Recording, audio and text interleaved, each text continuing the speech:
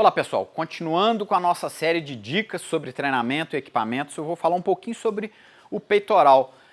Parece besteira, mas é algo que está extremamente em voga, principalmente nessas discussões aí sobre o treino positivo, que não pode usar colar, que não pode usar coleira, que isso, que aquilo, que colar faz mal pro pescoço e blá blá blá blá blá blá blá blá blá.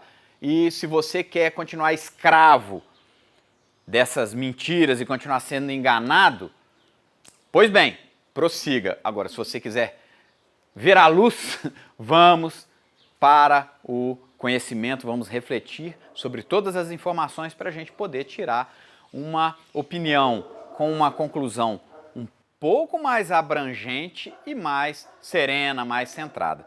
Falar sobre o peitoral. Bem, por que é uma bobajada o que falam isso sobre o peitoral, que o cão tem que andar com peitoral? Porque o peitoral é um equipamento que por si só, de maneira intuitiva, é que eu estou falando do ponto de vista do cão, de maneira inata ou instintiva, se é que podemos chamar assim, ele estimula a tração.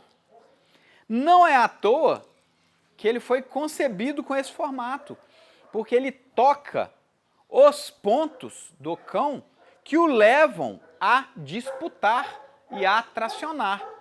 E não só por isso ele é feito de maneira larga, com material confortável, porque o nosso objetivo é realmente que ele estimule aquilo para o qual ele foi concebido, que é a tração.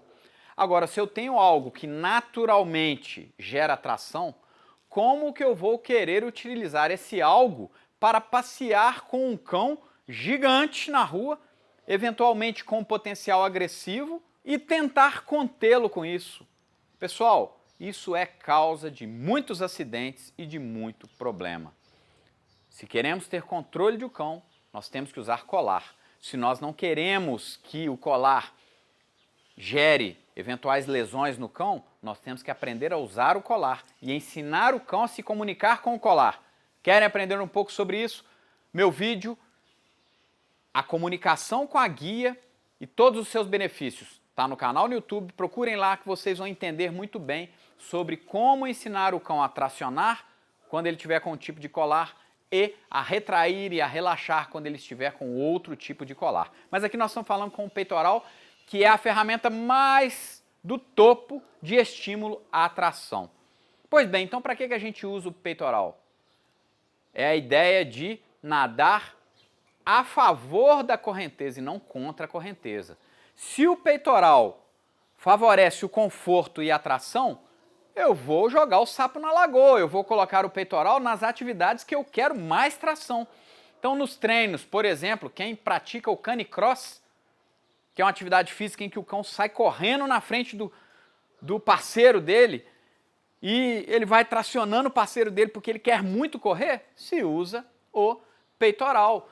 O pessoal lá do Alasca, que tem cães de trenó, que os cães tracionam, usam peitoral. Quando a gente vai treinar trabalhos físicos, trabalho físico com aquele paraquedas para poder, igual faz com atleta também, né, para o cachorro lutar ali contra a resistência do ar, vão usar o quê? O peitoral, porque isso estimula o cão a lutar, estimula o cão a puxar.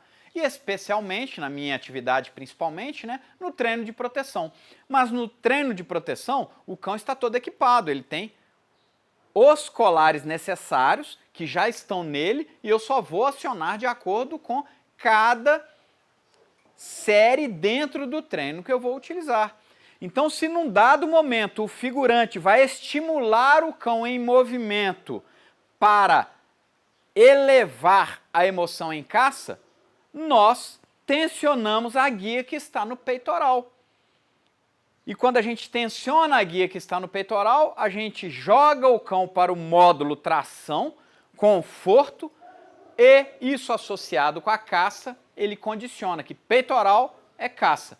E quando a gente vai para um outro tipo de colar, como por exemplo o grampo, como ele evita tracionar, isso joga ele na zona de conflito, conflito gera operação para a resolução de problemas e facilita, por exemplo, o latido que nesse processo, será o gatilho ativador do movimento do figurante. Podem observar que nos nossos treinos de proteção, normalmente o condutor está com duas guias ou, eventualmente, tem o condutor que está na guia do grampo e tem um auxiliar que está na guia do peitoral. Quando o figurante ameaça, o condutor traciona gentilmente a guia do grampo, automaticamente a guia do peitoral fica frouxa, o cão entra na zona de conflito, porque ele não consegue tracionar, justamente porque ele está no grampo, não é dar tranco no cão, é simplesmente tensionar gentilmente, o cão entra em conflito, por ele entrar em conflito, ele tem que achar uma solução, ele acaba latindo, aí o figurante entra em movimento. Quando ele entra em movimento, automaticamente o condutor alivia a tensão do grampo e a tensão do grampo cai automaticamente, a tensão da guia cai automaticamente para a do peitoral e o cão entra em conforto e começa a navegar para a emoção de caça. Quando a gente tem esse jogo claro, com chaves claras para entrar em conflito e para entrar em caça, nós temos um cão que aprende a lidar com todas essas situações e apresenta respostas muito mais rápidas. Nós, inclusive, utilizamos também, mais recentemente, cada vez mais, quando a gente joga o cão para a área de conflito, para facilitar com que ele entre nesse conflito de maneira mais intuitiva, sempre que a gente vai entrar na defesa e conflito, o cão vai para dentro da caixa de referência, como vocês podem ver nessa rápida sessão de treino. Portanto, figurante parado em posição ameaçadora, zona de conflito, caixa de referência, grampo. Figurante dá a chave, o clicker de caça, começa a movimentar, automaticamente o grampo é aliviado, peitoral tensionado, o cão entra em movimento.